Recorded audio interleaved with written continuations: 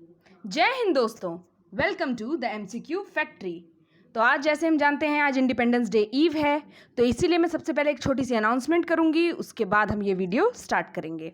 तो ये अनाउंसमेंट है, आपको जाना है इस लिंक पे राष्ट्रगान.in पे, ओके, राष्ट्रगान.in, और उस पे जाके आपको अपना नाम डालना है और एक 52 सेकेंड का राष्ट्रगान गा के वीडियो बनाना है, उसको अपलोड करना है और आपको एक पार्टिसिपेशन सर्टिफिकेट मिलेगा।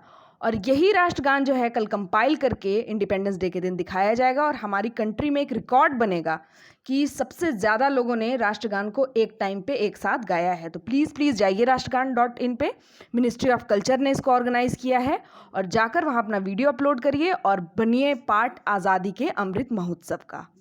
साथ ही साथ एक अनाउंसमेंट और करना चाहूँगी कि हमारे चैनल पे ढेर सारे शॉर्ट्स के वीडियोस अपलोड हो रहे हैं, जाके देखिए, क्योंकि वो शॉर्ट ट्रिक्स है, चीज़ों को याद करने की छोटी छोटी ट्रिक्स है, आपको बहुत हेल्प करेगी। तो हमने एक प्लेलिस्ट भी बना रखी है ज्योग्राफी की, हिस्ट्री की, पॉलिटी की, सबकी ट्रिक्स की, और आपको जिस भी सब्जेक्ट का ट्रिक चाहिए प्लीज़ हमें कमेंट बॉक्स में कमेंट करके बताओ। और जिन्होंने चैनल सब्सक्राइब नहीं किया है प्लीज़ सब्सक्राइब करिए, और जिन्होंने सब्सक्राइब कर लिया है वो अपने फ्रेंड्स को शेयर करिए। तो शुरू करते हैं आज का लेक्चर क्वेश्चन नंबर 1 से। ये सेट 4 है, सेट 1 to 3 हमने डिस्कस किया हुआ है, और कल ही मैंने बीएड बिहार बीएड का जो एग्ज़ाम हुआ था उसके जनरल अवेयरनेस के क्वेश्चंस पोस्ट किए थे। इसलिए मैंने पोस्ट किया था क्योंकि आपको पता चले कि एग्ज़ाम में किस किस तरह के क्वेश्चंस पूछे जाएंगे। तो इन सब से आप अगर टच में रहोगे, क्वेश्चंस जो भी आए हैं अभी तक एग्जाम्स में, तो आपको बहुत बहुत हेल्प करेंगे। तो शुरू करते हैं क्वेश्चन नंबर 1 से। Which state government recently launched Knowledge Economy Mission to boost job prospects in the state by supporting knowledge workers? तो फर्स्ट क्वेश्चन का करेक्ट आंसर है डी, केरला। सेकेंड पे आते हैं, recently Dihing Patkai wildlife sanctuary was declared as the national park of which state? और मैं इस video के एंड में आपको बताऊंगी कि इस सेट से कितने क्वेश्चंस बहुत ज़्यादा इंपॉर्टेंट है। तो प्लीज़ बने रहिएगा, एंड तक इस वीडियो को देखिएगा और पूरे वीडियो को अच्छे से देखिए ताकि आपको हेल्प हो, सारी चीज़ें समझ में आए, क्योंकि मैं एडिशनल अमेजिंग फैक्ट्स भी साथ साथ बताती रहती हूँ। तो Dihing Patkai wildlife century को नेशनल पार्क किस स्टेट का बताया गया है? तो इसका करेक्ट आंसर है असम, और असम की कैपिटल क्या है? दिसपुर। अरुणाचल प्रदेश की कैपिटल क्या है? ईटानगर। सिक्किम की कैपिटल है गैंगटॉक, और नागालैंड की कैपिटल है कोहिमा। अब इसके बारे में बता देती हूँ। तो Dihing Patkai wildlife century 2004 में बन के तैयार हुई थी, ओके, वाइल्ड लाइफ सेंचुरी थी, और 9 जून को इसको नेशनल पार्क का दर्जा मिल गया है। ठीक है, ये असम का 6th नेशनल पार्क बना, और ठीक उसके बाद एक और नेशनल पार्क बन के तैयार हुआ जिसका नाम था रायमोना नेशनल पार्क। ओके, ये जो है बहुत इंपॉर्टेंट क्वेश्चन आपके एग्जाम के लिए होगा, बहुत सारे एग्जाम्स में भी पूछा भी जा रहा है। रायमोना नेशनल पार्क बना, वो 7th नेशनल पार्क बन गया असम का। इसी के साथ असम में जो है 7 नेशनल पार्क्स हो गए टोटल। ठीक है, सबसे ज़्यादा नेशनल पार्क किस स्टेट में है? मध्य प्रदेश में है। और सेकंड नंबर पे कहाँ है? अंडमान एंड निकोबार में है। ठीक है, फर्स्ट नंबर पे Madhya Pradesh, second number Andaman and Nicobar. Madhya Pradesh में टोटल 12 नेशनल पार्क है, अंडमान एंड निकोबार में टोटल 9 नेशनल पार्क हैं। ठीक है, और असम में अब हो गए 7 नेशनल पार्क, इसीलिए असम जो है 3rd largest national park holder of the India बन गया है। ठीक है, अब आते हैं क्वेश्चन नंबर 3 पे। आहार क्रांति mission was launch by which ministry with the objective of nutritional security? अब इस क्वेश्चन में अपने आप एक आंसर दे दिया गया है। व्हाट इज आहार क्रांति मिशन? तो ये है न्यूट्रिशनल सिक्योरिटी का जिसका ऑब्जेक्टिव है वो मिशन आहार क्रांति मिशन है।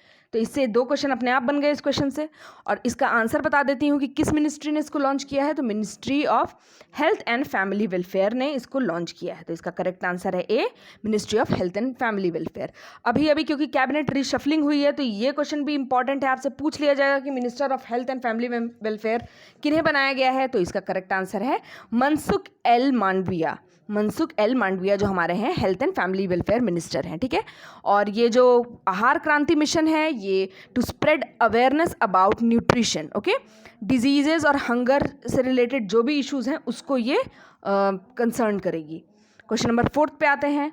Indian company Clean Max tied up with which company to achieve the target of 100% renewable energy? अगर पूछा जाएगा Clean Max is the company of which country, तो इंडियन कंपनी। किसके साथ इसने टाई अप किया है to achieve the target of 100% renewable energy? तो ये है फेसबुक के साथ। ओके, करेक्ट आंसर इसका फेसबुक है।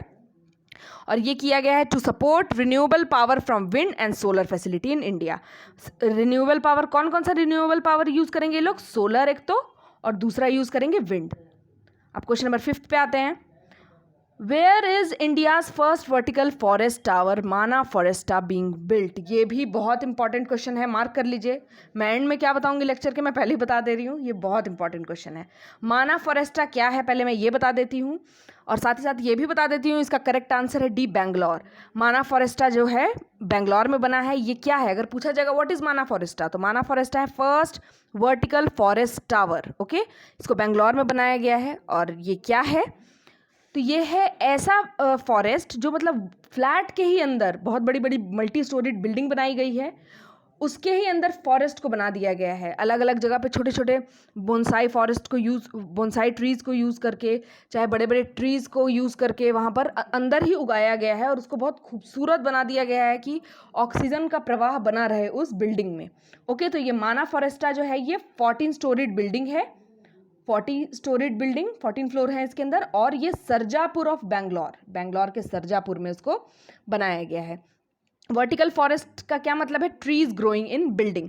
और अगर पूछा जाएगा the concept of vertical forest tower किसने स्टार्ट किया, तो ये स्टार्ट किया था इटालियन आर्किटेक्ट स्टेफेनो बोएरी ने।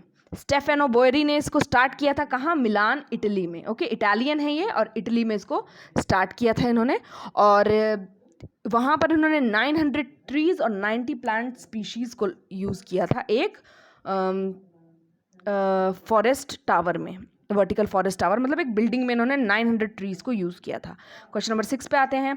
विच state government recently launch the Pankh Abhiyan on the occasion of national girl child day with the name to empower the girl child? अब यहाँ पर भी बता दिया गया कि पंख अभियान क्या है, क्वेश्चन में ही बता दिया गया है।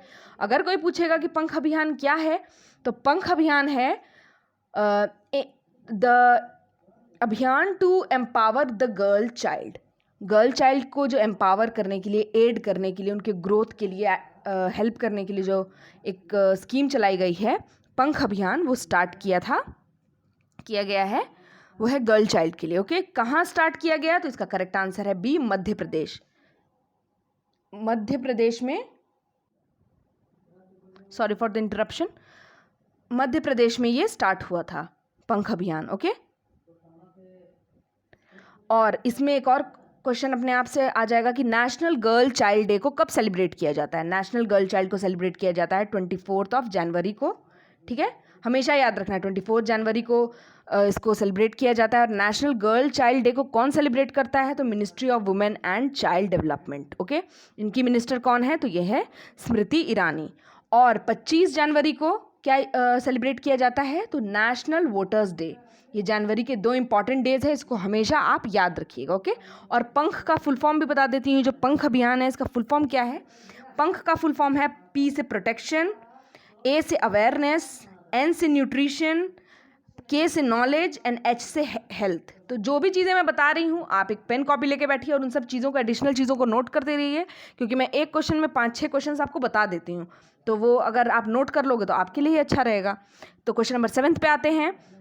What was the theme of World Water Day observed on 22 मार्च 2021? अगर पूछ लिया जाएगा वर्ल्ड वाटर डे कब सेलिब्रेट किया जाता है, तो 22 मार्च 2021 को। मैंने ये क्वेश्चन आपको इससे पहले वाले सेट में, सेट 3 में भी ये डिस्कस किया है कि वाटर डे कब सेलिब्रेट होता है और अर्थ डे कब सेलिब्रेट होता है। अप्रैल 22 अर्थ डे, मार्च 22 वाटर डे। तो इसका थीम क्या था? तो क्वेश्चन नंबर 7 का आंसर है बी, वैल्यूइंग वाटर, इसका थीम था। क्वेश्चन नंबर 8 पे आते हैं। Who is the author of the recently published book Know the Anti-Nationals? किसने ये बुक लिखी है?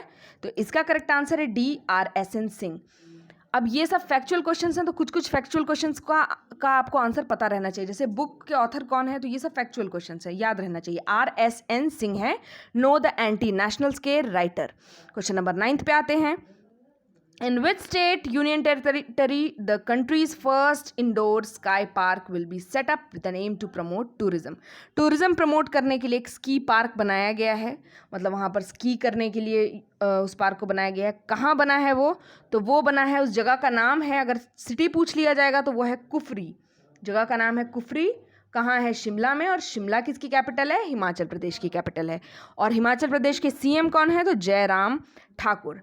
आज के सेट में इंपॉर्टेंट चीज़ क्या है कि आज के सेट में उत्तर प्रदेश से और हिमाचल प्रदेश से बहुत सारे क्वेश्चंस हैं। तो जो यूपी पीसीएस की तैयारी कर रहे हैं, हरियाणा पीसीएस की तैयारी कर रहे हैं, तो वो इसको देखेंगे तो उनका बहुत सारा करंट अफेयर्स का क्वेश्चन अपने स्टेट पीसीएस से प्रिपेयर हो जाएगा। क्वेश्चन नंबर 10 पे आते हैं। With which country India signed Memorandum of Understanding for Cooperation in the Field of Water Resources on 23rd March 2021? किस कंट्री के साथ इंडिया ने साइन किया? तो करेक्ट आंसर है जापान। जापान की कैपिटल क्या है? टोक्यो। और ये किसने साइन किया है? वाटर रिसोर्स के फील्ड में साइन किया, तो वो किसने साइन किया होगा? तो मिनिस्ट्री ऑफ जल शक्ति ने साइन किया होगा। ठीक है, मिनिस्ट्री ऑफ जल शक्ति। ठीक है, और इसके मिनिस्टर कौन है? तो गजेंद्र सिंह शेखावत इसके मिनिस्टर हैं। और जल शक्ति मिनिस्ट्री कब बनी? जल शक्ति मिनिस्ट्री कब क्या कहते हैं पावर में आई? ये आंसर आप कमेंट बॉक्स में कमेंट करके बताएंगे। और ये जल शक्ति मिनिस्ट्री कितनी मिनिस्ट्री से बनी हुई है? Ministry of water resources, okay, water resources एक हो गई, और ministry of drinking water and sanitation. पहले ये दोनों अलग अलग मिनिस्ट्री थी, ड्रिंकिंग वाटर एंड सैनिटेशन की और वाटर रिसोर्सेज की, दोनों को जोड़ के जल शक्ति मिनिस्ट्री बना दिया गया। और इसके मिनिस्टर हैं गजेंद्र सिंह शेखावत। ओके, तो इसका करेक्ट आंसर है बी, जापान। अब आते हैं क्वेश्चन नंबर 11 पे। Who was awarded the baton of honour by president Ramnath Kovind recently? अब ये भी क्वेश्चन फैक्चुअल है, तो इसका आंसर पता होना चाहिए। हमारी first women IPS of India Kiran Bedi ji को ये अवार्ड दिया गया था। और ये क्या थी? गवर्नर ऑफ पुडुचेरी पहले रह चुकी थी, और पुडुचेरी में उनके बहुत अच्छे सर्विस के लिए बैटन ऑफ ऑनर इनको दिया गया प्रेसिडेंट रामनाथ कोविंद के द्वारा। बैटन ऑफ ऑनर अगर पूछ लिया जाएगा किसके, कौन देता है, तो प्रेसिडेंट देते हैं इंडिया के। तो इस तरीके से क्वेश्चन आप खुद से भी प्रिपेयर कर सकते हैं। अब क्वेश्चन नंबर 12 पे आते हैं। ये भी क्वेश्चन आप इंपॉर्टेंट मार्क कर लो। In which ocean genome mapping project will be launch for the first time by the national institute of oceanography? अगर ये क्वेश्चन पूछ लिया जाएगा कि जीनोम मैपिंग किसने लॉन्च की है, तो नेशनल इंस्टीट्यूट ऑफ ओशनोग्राफी ने लॉन्च की है। कहाँ लॉन्च की है? क्योंकि अब इंडिया से रिलेटेड ये मैपिंग प्रोजेक्ट है, तो ऑफ कोर्स अगर कॉमन सेंस लगाएंगे तो इसका आंसर हमें पता चल जाएगा, वो है इंडियन ओशन। अब इंडियन ओशन के बारे में बता देती हूँ, वर्ल्ड के ओशन के बारे में बता देती हूँ। टोटल ओशंस कितने हैं? 5। टोटल कॉन्टिनेंट्स कितने हैं? 7। अब वो 5 ओशन को मैं बता देती हूँ बड़े से घटते हुए क्रम में। फर्स्ट ओशन है इंडिया का लार्जेस्ट ओशन वर्ल्ड का, पैसिफिक ओशन। सेकंड है अटलांटिक ओशन। थर्ड है इंडियन ओशन, ओके। फोर्थ है सदर्न ओशन, और फिफ्थ है आर्कटिक ओशन। ये आपको जो सीक्वेंस है याद रहना चाहिए, क्योंकि बीपीएससी में भी इस तरीके के बहुत सारे क्वेश्चंस पूछे गए कि कौन सा नंबर का कंट्री जो है वो कनाडा है। तो अब किसी भी एग्जाम में ऐसे क्वेश्चन पूछे जा सकते हैं। तो ये बेसिक है, ये आपकी 6th क्लास की बुक में है, लेकिन ये आपको बहुत सारे लोगों को नहीं पता है कि 4th लार्जेस्ट ओशन क्या है। ये भी नहीं पता है कि 5 ओशंस भी हैं कि नहीं है इंडिया में, वर्ल्ड में। अब बताती हूँ, इंडियन ओशन जो 3rd लार्जेस्ट ओशन है वो 20% ऑफ वाटर सरफेस को ऑक्यूपाई करता है, ओके। और ये जो जीनोम मैपिंग किसे बोलते हैं ये भी मैं बता देती हूँ। सबसे पहले ये बता देती हूँ कि नेशनल इंस्टीट्यूट ऑफ ओशनोग्राफी क्या है, कहाँ है। तो नेशनल इंस्टीट्यूट ऑफ ओशनोग्राफी जो है इसका हेडक्वार्टर है गोवा में, ओके। गोवा में इसका हेडक्वार्टर है। इसको 1966 में इस्टेब्लिश किया गया था, और ये CSIR की लेबोरेटरी है एक, ठीक है। CSIR क्या है? Council of scientific and industrial research. इसका हेडक्वार्टर कहाँ है? न्यू दिल्ली में है, ठीक है। और ये जो नेशनल इंस्टीट्यूट ऑफ ओशनोग्राफी है, चाहे CSIR council of scientific and industrial research, ये किस मिनिस्ट्री के अंडर आती है? तो ministry of science and technology के अंदर आती है, ठीक है। तो बहुत सारी चीज़ें मैं बता रही हूँ, प्लीज़ नोट करते रहिएगा। साइंस एंड टेक्नोलॉजी के अंदर आती है। और minister of science and technology कौन है? तो वो हैं जितेंद्र सिंह, ठीक है। जितेंद्र सिंह हैं। और अगर ये पूछा जाएगा कि ये जो जीनोम मैपिंग की जा रही है किस वेसल से की जा रही है, तो उस वेसल का नाम है सिंधु साधना। इस प्रोजेक्ट का नाम दिया गया है सिंधु साधना, ठीक है। और किस लिए ये जीनोम मैपिंग हो रहा है? To understand the biochemistry and response of ocean to climate change. Climate के चेंज के हिसाब से किस तरीके से ओशन वर्क कर रही है, उसके ऑर्गेनिज्म वर्क कर रहे हैं, ये जानने के लिए इसको लॉन्च किया गया है। अब जीन मैपिंग एक होता है जीनोम मैपिंग, ये भी बता देती हूँ। जीन मैपिंग क्या होता है? जीन मैपिंग वो होता है कि जैसे ह्यूमन का जो ब्लड होता है उससे जो जीन्स निकलते हैं उसको बोला जाता है जीन मैपिंग, मतलब ये ह्यूमन से रिलेटेड होता है। लेकिन जीनोम मैपिंग क्या होता है? जो डीएनए और आरएनए जो अदर माइक्रो ऑर्गेनिज्म होते हैं जैसे बैक्टीरिया हो गए, एल्गी हो गई, उन सब का जब जीन को मैप किया जाता है, उनके कैरेक्टरिस्टिक्स अगर फाइंड करने होते हैं तो वैसी मैपिंग को, उसके कैरेक्टरिस्टिक्स को ढूंढने के प्रोसेस को जीनोम मैपिंग बोला जाता है। ठीक है, तो करेक्ट आंसर इसका क्या था? Indian ocean. और इतनी सारी बातें मैंने बता दी। नेशनल इंस्टीट्यूट ऑफ ओशनोग्राफी का हेडक्वार्टर कहाँ है? गोवा में। Minister of science and technology कौन है? जितेंद्र सिंह। याद रखना है इसको, तो ये भी इंपॉर्टेंट क्वेश्चन मार्क कर लो। अब क्वेश्चन नंबर 13 पे आते हैं। 12 हो गया, हाँ 13 पे आते हैं। Which state was declared as the model state in implementing the Van Dhan Vikas Yojana launch for the livelihood of tribals? Van Dhan Vikas योजना कहाँ पर लॉन्च हुआ है ये जानना है। और इससे एक और क्वेश्चन बना, ये क्या कि वन धन योजना किस लिए लॉन्च हुआ? अपने आप यहाँ आंसर दे दिया गया, for the livelihood of tribals.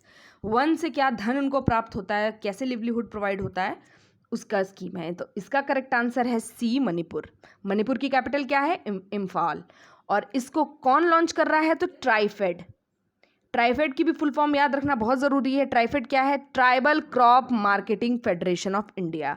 Tribal crop marketing federation of India. Tribal के जो क्रॉप्स हैं उसकी मार्केटिंग, पैकेजिंग जो करवाता है उसको ट्राइफेड बोला जाता है। ठीक है, और ये जो स्कीम है वन धन विकास योजना, ये इंडिया को आत्मनिर्भर बनाने वाला जो प्रोजेक्ट है उसके तहत आती है। अब मणिपुर के सीएम कौन हैं? तो उनका नाम है एन बीरेन सिंह। ठीक है, एन बीरेन सिंह।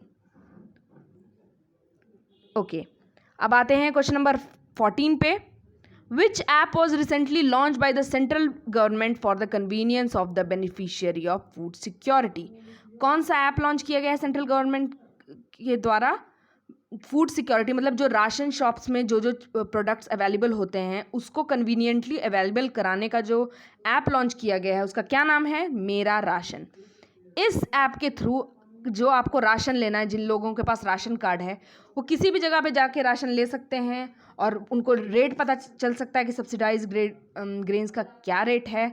और नेशनल फूड सिक्योरिटी एक्ट के अंडर ये सारी चीज़ें आती हैं, तो उन सब के बारे में उनको पता चल सकता है इस ऐप के द्वारा। क्वेश्चन नंबर 15 पे आते हैं। Which state rank first in India innovation index 2.0 2020 release by NITI Aayog? NITI Aayog से भी कल बहुत एक क्वेश्चन था कि नीति आयोग कब फॉर्म में आया? ये बीएड वाला जो क्वेश्चन था 2015 में आया। ओके, 2015 में नीति आयोग को क्रिएट किया गया था और प्लानिंग कमीशन को हटा के नीति आयोग बना दिया गया था। अब यहाँ पर आते हैं कि इंडिया इनोवेशन इंडेक्स किसने लॉन्च किया? नीति आयोग ने लॉन्च किया। ठीक है, और नीति आयोग एक और इंडेक्स लॉन्च करता है, उसका नाम है SDG इंडेक्स। एक तो India innovation index, India innovation index, और एक SDG इंडेक्स ये लॉन्च करता है। तो इंडिया इनोवेशन इंडेक्स को भी दो पार्ट्स में डिवाइड किया गया है। ठीक है, इस इंडेक्स को दो पार्ट में डिवाइड किया गया है। कैसे? मेजर स्टेट, यूनियन टेरिटरी और स्मॉल स्टेट। ठीक है, major, union territory, small. Major state के अंडर जो टॉपर रहा वो रहा कर्नाटका, यूनियन टेरिटरी में दिल्ली और स्मॉल में हिमाचल प्रदेश। ठीक है, पूछ लेगा स्मॉल स्टेट्स में कौन आया, यूनियन टेरिटरी में कौन आया, मेजर स्टेट्स में कौन आया। लेकिन अगर ओवरऑल देखा जाएगा, अगर कुछ ऐसा ना पूछे कि कौन सा स्टेट आया, ओवरऑल पूछा जाएगा कि रैंकिंग में कौन टॉप किया, तो दिल्ली का सबसे हाईएस्ट स्कोर था इस रैंकिंग में। ठीक है, और जो SDG index, sustainable development index भी नीति आयोग ने जो प्रिपेयर किया है उसमें जो टॉपर रहा वो था केरला, और जो इसमें सबसे लास्ट आया, वर्स्ट परफॉर्मर था, वो था अपना बिहार। ओके, अब आते हैं क्वेश्चन नंबर 16 पे। तो इसका करेक्ट आंसर 15 का क्या था? Karnataka.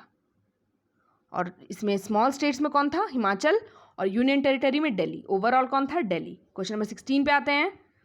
According to the report released by the central pollution control board, which state ranked first among the 112 most polluted places in the country? 112 most polluted places in the country में कौन सा state first number पे आया है?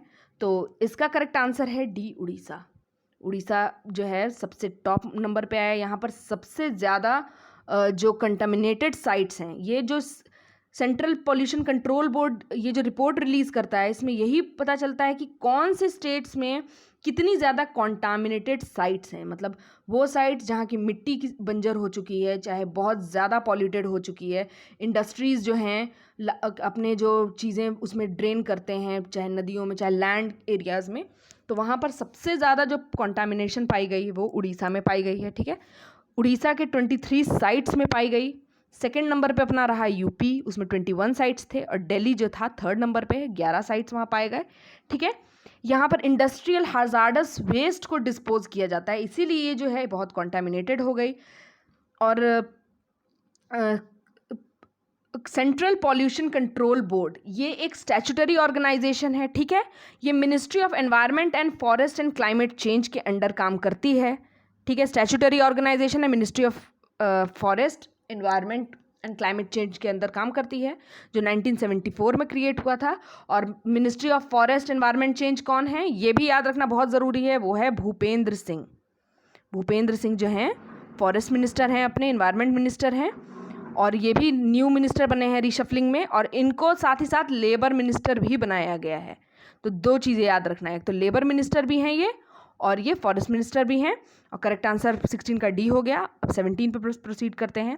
इन which state Kala Namak rice festival was organised recently. ये भी बहुत important question है, स्पेशली जो बच्चे यूपी पीसीएस की तैयारी कर रहे हैं, यूपी एग्जाम्स की तैयारी कर रहे हैं, उनके लिए तो ये जो है सबसे इंपॉर्टेंट क्वेश्चन मार्क कर लीजिए। और काला नमक राइस फेस्टिवल कहाँ ऑर्गेनाइज किया गया है, तो वो ऑर्गेनाइज किया गया हमारे उत्तर प्रदेश में। ठीक है, इस काला नमक को जीआई टैग भी मिल चुका है, और सिद्धार्थनगर में इसको स्पेशली लॉन्च किया गया। अगर याद रखना है यूपी पीसीएस वाले बच्चों को किस डिस्ट्रिक्ट में, तो सिद्धार्थनगर में इसको लॉन्च किया गया। यूपी में टोटल कितने डिस्ट्रिक्ट्स हैं, 75 डिस्ट्रिक्ट्स हैं। और इस काला नमक राइस फेस्टिवल में क्या होगा, बहुत सारे डिशेस काला नमक राइस से बनाकर और इसको प्रेजेंट किया जाएगा। ठीक है, क्यों, क्योंकि यहाँ पे मार्केट और ब्रांडिंग ऑफ प्रोडक्ट को प्रमोट करने के लिए बनाया गया है, वो भी आत्मनिर्भर भारत के तहत। साथ ही साथ यूपी में 3 तरह के और फेस्टिवल्स को ऑर्गेनाइज किया गया। एक फेस्टिवल था जैगरी फेस्टिवल, मतलब गुड़ का फेस्टिवल, वो कहाँ लॉन्च किया गया था, लखनऊ में।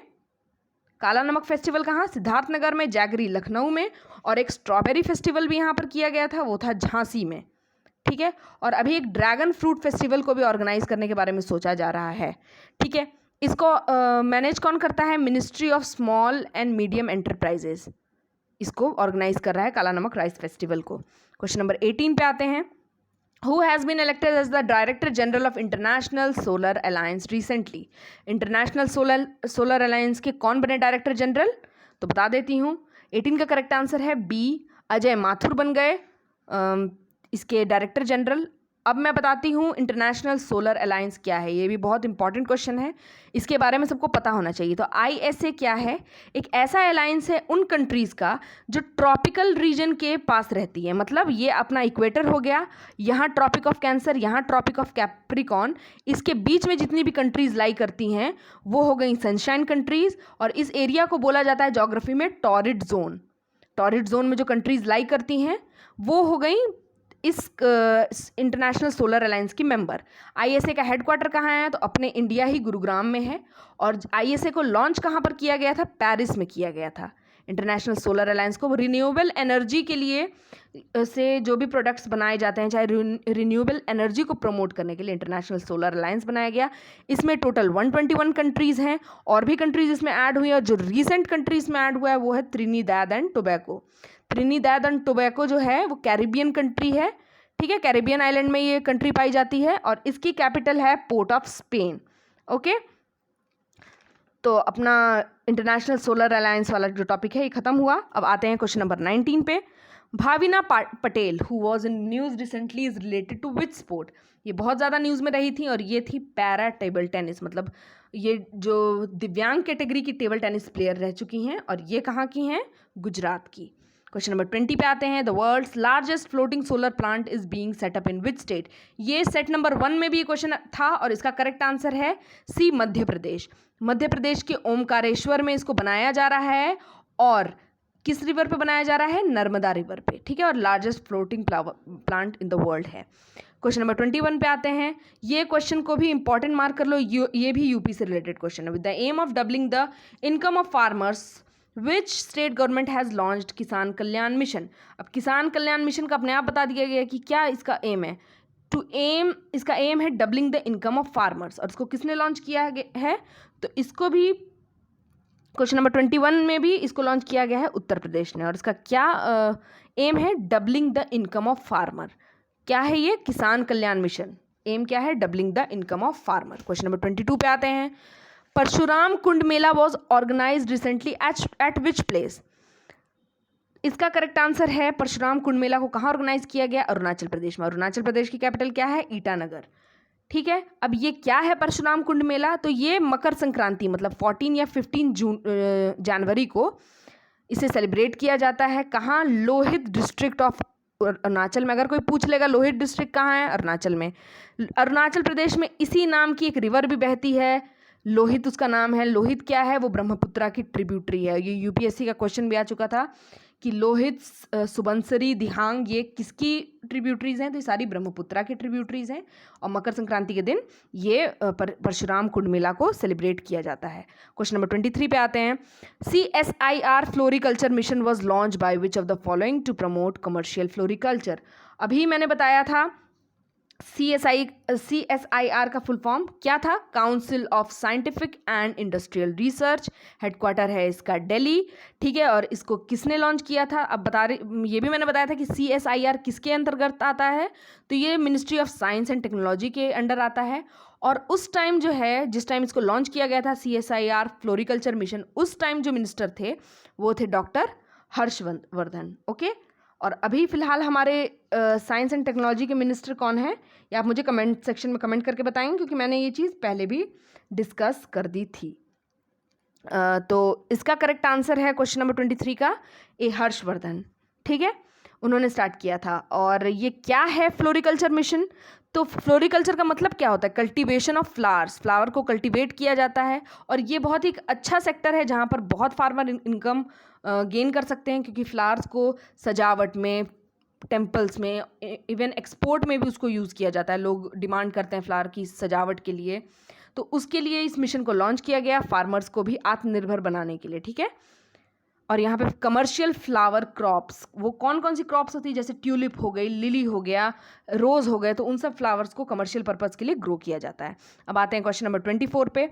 इन which state fruit cake movement was in discussion recently. Actually ये फ्रूट केक मूवमेंट नहीं होगा, ये होगा फ्रेश फ्रूट केक मूवमेंट।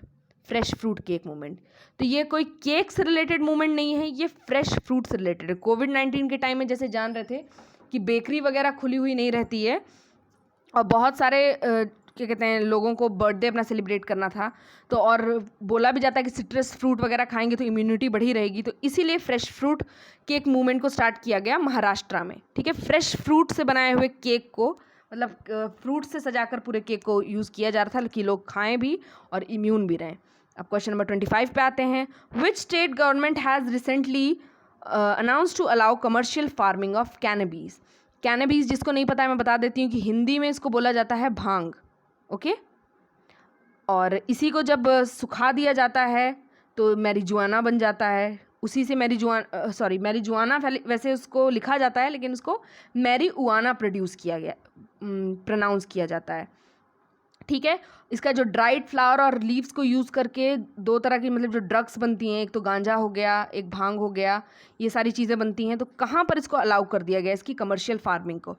और कमर्शियल फार्मिंग किसी गलत पर्पज़ से नहीं, मेडिसिन बनाने के पर्पज़ से इसको लॉन्च किया गया है। तो सबसे पहला स्टेट कौन सा था जहाँ पर इस कैनबीज के प्रोडक्शन को अलाउ किया गया था, वो था उत्तराखंड। ओके, अभी MP में भी इसको लॉन्च किया जाएगा, सिक्किम में भी लॉन्च किया जाएगा, लेकिन उत्तराखंड में 2018 में इसका कमर्शियल प्रोडक्शन अलाउ कर दिया गया था। और यहाँ पर अभी जो रिसेंटली अलाउ किया गया है वो किया गया है हिमाचल प्रदेश में।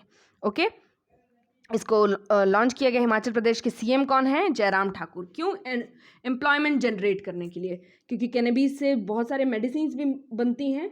और केक किस किस चीज़ के लिए यूज़ होता है, रोप्स बनाने के लिए यूज़ होता है, पेंट के लिए यूज़ होता है, इंक के लिए यूज़ होता है, बायोफ्यूल के लिए यूज़ होता है, तो इन सब पर्पज़ के लिए। लेकिन अगर इसको ड्रग के पर्पज़ से यूज़ किया जाएगा तो वो अलाउ नहीं है, इन सब चीज़ों के लिए उसको यूज़ किया जाएगा। ओके, और जो हिमाचल प्रदेश है ये वैसे भी जाना जाता है हैश के लिए, जिसको चरस भी बोला जाता है, इसके लिए बहुत पॉपुलर है ये पहले से ही, तो इन्होंने सोचा कि इसको एक अच्छे रूप में, अच्छे चीज़ में यूज़ कर लिया जाए।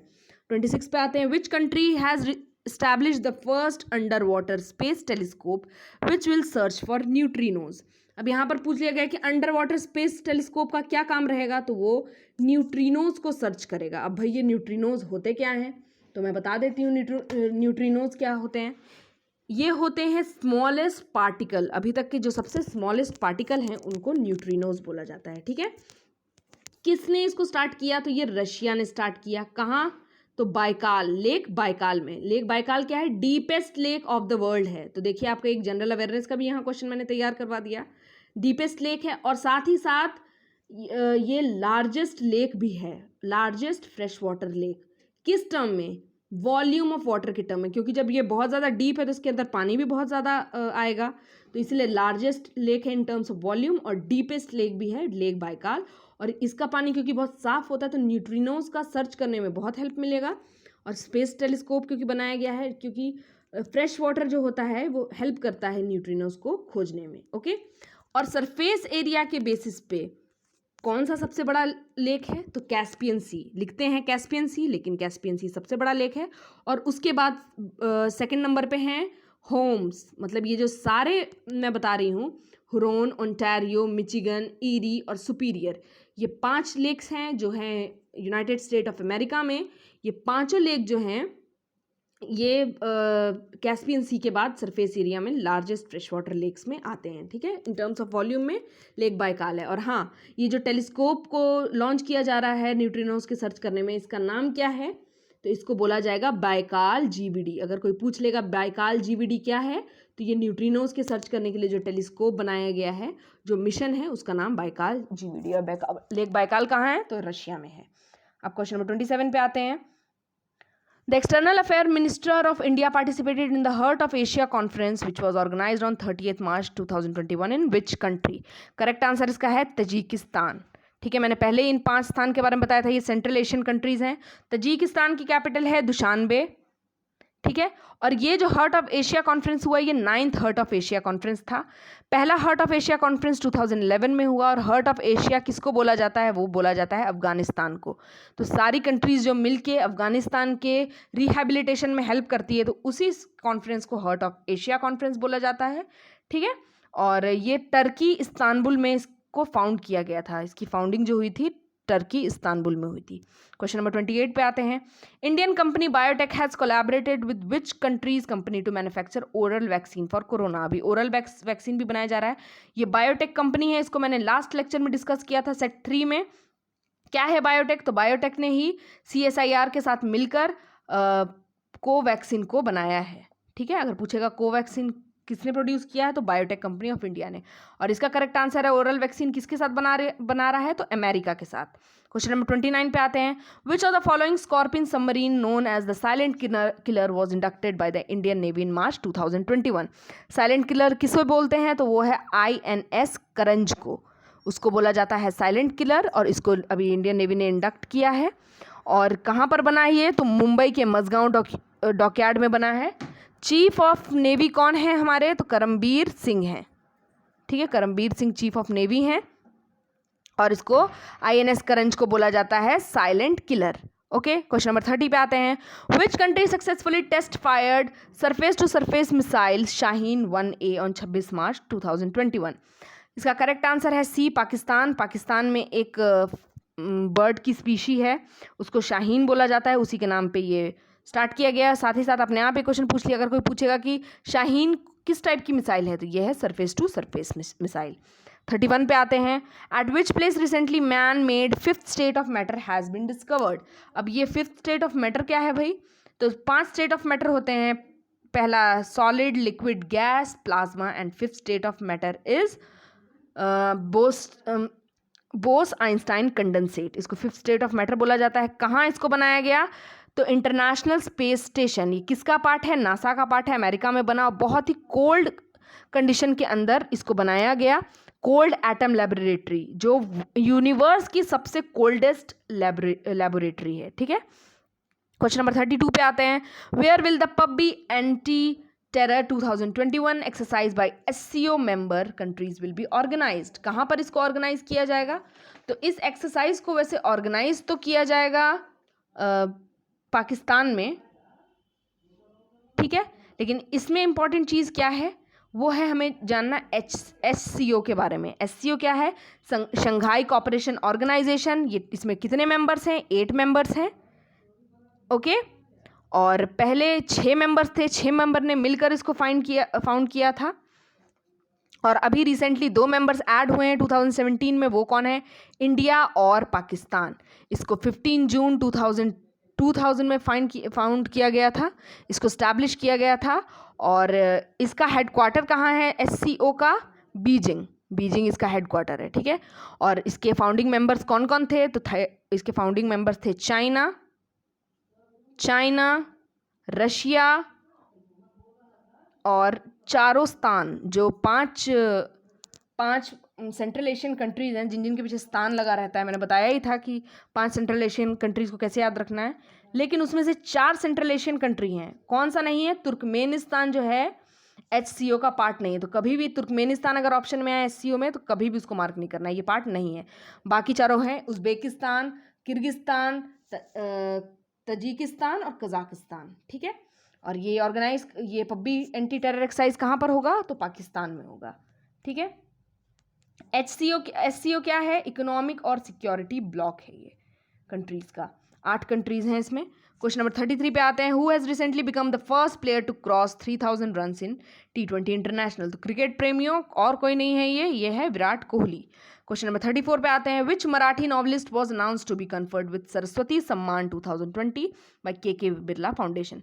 कोई पूछेगा सरस्वती सम्मान कौन ऑर्गेनाइज करता है? KK बिरला फाउंडेशन ऑर्गेनाइज करती है, ठीक है। और सरस्वती सम्मान किसे मिलता है? या तो ये कोई अच्छा पोएट हो, चाहे कोई अच्छा राइटर हो, स्टोरीज का प्रोज राइटर हो, ठीक है, उन दोनों को मिलता है। और ये सरस्वती सम्मान जो है इसमें 15 लाख का अवार्ड मिलता है, ठीक है। और उन सब राइटर्स को दिया जाता है, मतलब ये 22 लैंग्वेजेस जो हमारे कॉन्स्टिट्यूशन में रिकॉग्नाइज्ड हैं, तो ये 22 लैंग्वेज किस शेड्यूल में आता है? तो हमारे 8 शेड्यूल में आता है। अब उसमें जो लैंग्वेजेस आती हैं जिसको रिकॉग्नाइज किया गया है उस क्षेत्र में लोगों को अवार्ड मिलता है। तो इतनी सारी बातें बताने के बाद इसका आंसर भी बता देती हूँ। तो इसका करेक्ट आंसर है मराठी नॉवलिस्ट हैं, तो वो हैं शरण कुमार लिम्बले, ओके। 35 पे आते हैं। आपको कमेंट बॉक्स में बताना है कि शरण कुमार लिम्बले ने कौन सी बुक लिखी है। 35 पे आते हैं। Recently which endangered species has been included in the list of red list of IUCN? इसका करेक्ट आंसर है अफ्रीकन एलिफेंट। IUCN के रेड लिस्ट में अफ्रीकन एलिफेंट को इंक्लूड किया गया है एंडेंजर्ड स्पीशीज में। मतलब जो अब खत्म होने के खतरे पे आ रही हैं, एक्सटिंक्ट जो खत्म हो चुकी हैं, वल्नरेबल जो एंडेंजर होने वाली हैं, और एंडेंजर जो एक्सटिंक्ट हो सकती हैं, तो उसको बोलते हैं एंडेंजर्ड स्पीशीज। क्वेश्चन नंबर 36 पे आते हैं। Which female player got the first place in T20 international rankings released by the ICC in June 2021? इसका करेक्ट आंसर है शेफाली वर्मा। ये बैट्सवुमन हैं और इनको जो है फर्स्ट प्लेस मिला है T20 इंटरनेशनल रैंकिंग में। और ICC का फुल फॉर्म क्या है? International cricket council, okay.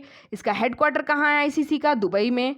और अभी इसके चेयरमैन कौन हैं? तो ग्रेग बार्कले इसके चेयरमैन हैं।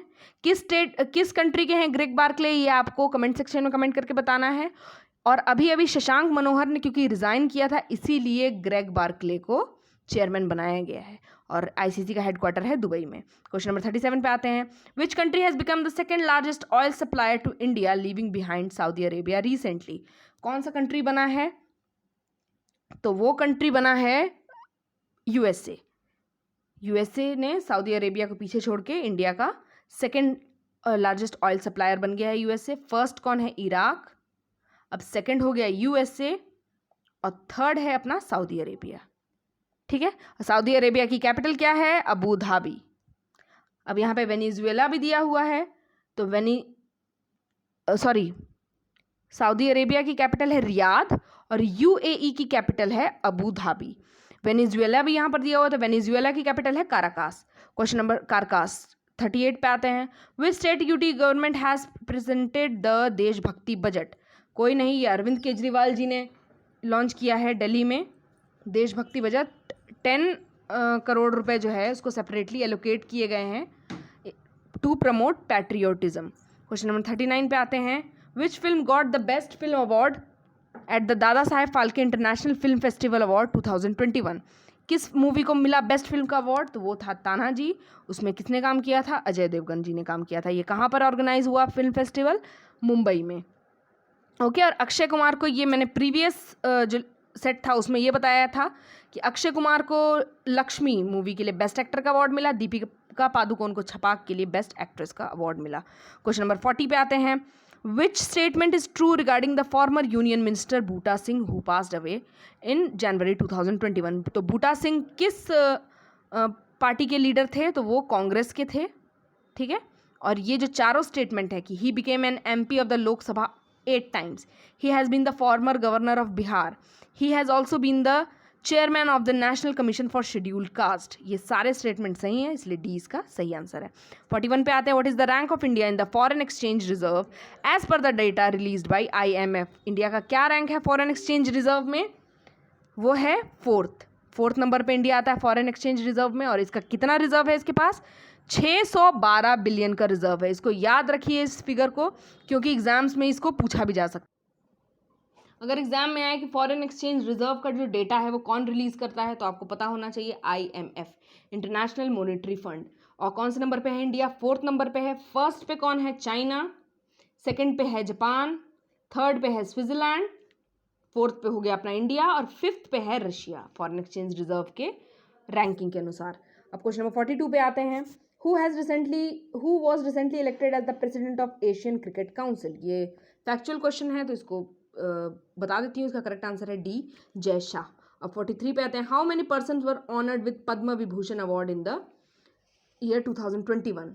भारत रत्न के बाद सेकंड हाईएस्ट सिविलियन अवार्ड है पद्म विभूषण। ये मैंने पहले सेट में ही बताया था कि इस अवार्ड का क्या क्रोनोलॉजी होता है। पद्म विभूषण, विभूषण, फिर भूषण, फिर श्री, ठीक है।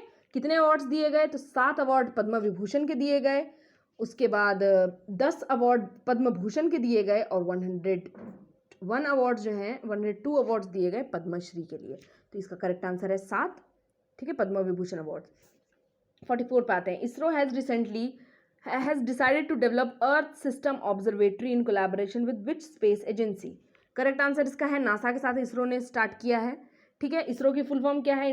Indian space research organisation. इसका हेडक्वार्टर कहाँ पर है? बेंगलोर में है, ओके। और क्वेश्चन और बता देती हूँ, जैक्सा यहाँ पर लिखा हुआ है, ESRO लिखा हुआ है, CNES लिखा हुआ है। तो ये कहाँ की स्पेस ऑर्गेनाइजेशंस है? जैक्सा जो है जापान की एरोस्पेस ऑर्गेनाइजेशन है। इसका फुल फॉर्म है जापान एरोस्पेस एक्सप्लोरेशन। ESRO कहाँ की है? तो यूरोपियन स्पेस रिसर्च ऑर्गेनाइजेशन को ESRO बोला जाता है। नासा तो पता है, national aeronautical and space agency, NASA हो गई। और CNES, क्योंकि ये फ्रेंच नेम है, लेकिन ये कहाँ की ऑर्गेनाइजेशन है? स्पेस रिसर्च ऑर्गेनाइजेशन फ्रेंच की है, CNES, ओके, फ्रांस की है।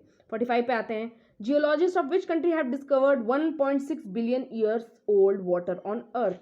कहाँ के जियोलॉजिस्ट ने इसको फाइंड किया है? ये कनाडा के जियोलॉजिस्ट ने फाइंड किया है। कैनेडियन माइन में ये डिस्कवरी मिली है कि इतना पुराना वाटर मिला, और ये वाटर जो नॉर्मल सी वाटर है उससे 16 टाइम्स ज़्यादा सॉल्टी था। क्वेश्चन नंबर 46 पे आते हैं, Akanksha portal was recently launch by which state government? किसने आकांक्षा पोर्टल को लॉन्च किया है? तो वो लॉन्च किया गया है, यहाँ पर नहीं बताया है कि क्यों लॉन्च किया गया। इसको लॉन्च किया गया है कर्नाटका गवर्नमेंट के द्वारा।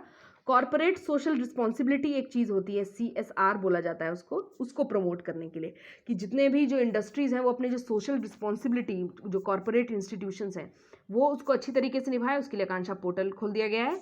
उसमें क्या किया जाएगा? जो डोनेशन चैरिटीज़ वो देंगे उस पर नज़र रखी जाएगी। क्वेश्चन नंबर 47 पे आते हैं, what is the rank of India in the renewable energy index release by EI recently? EI ने एक रिन्यूएबल एनर्जी इंडेक्स रिलीज किया गया है और उसमें इंडिया की रैंक है 3rd, ओके। फर्स्ट रैंक है US की, सेकंड रैंक है चाइना की। तो इंडिया बहुत डेवलप कर चुका, बहुत आगे बढ़ गया रिन्यूएबल एनर्जी इंडेक्स में, बहुत ज़्यादा यूज़ हो रहा है इंडिया में, तो इसलिए 3rd नंबर पे आ गया है। तो ये बहुत अच्छी बात है।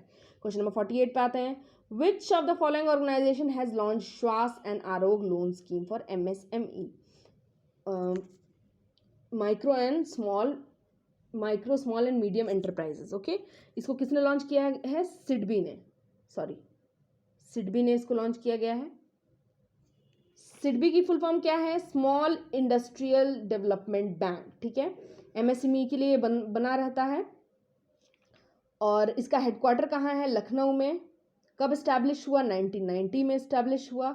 और इसके चेयरमैन कौन है? SR रमन। ठीक है, तो आरोग्य और स्वास्थ्य स्कीम किसने लॉन्च की? तो ये सिडबी ने लॉन्च की। किसके लिए लॉन्च की? MSME के लिए। अब आते हैं, according to the economic survey 2020-21 Indian economy has shown which type of recovery after कोविड-19। किस टाइप की रिकवरी इंडियन इकोनॉमी ने शो की? V shaped recovery. Okay, V shape का क्या मतलब है? पहले बहुत ज़्यादा हाई थी, फिर धीरे धीरे डाउनफॉल होने लग गया और फिर से ये ऊपर आने लगे। मतलब क्विक एंड सस्टेन रिकवरी को वी शेप्ड रिकवरी बोला जाता है। क्वेश्चन नंबर 50 पे आते हैं, अ माइंड विदाउट फियर। ये मेंशन किया गया था इकोनॉमिक सर्वे में। ये किससे रिलेटेड है? तो ये एक बुक लिखी थी, किसने? श्री रविंद्रनाथ टैगोर जी ने लिखी थी। और इसी के साथ हमारा ये सेट खत्म होता है। नेक्स्ट सेट में कोशिश करूंगी कि बिना डिले के लेके आऊँ, लेकिन कुछ इश्यूज़ की वजह से नहीं हो पा रहा है। और साथ ही साथ मैंने जैसे बताया था, प्लीज़ राष्ट्रगान.in पे लॉगिन करिए और साथ ही साथ प्लीज़ हमारे चैनल को सब्सक्राइब करिए। जय हिंद।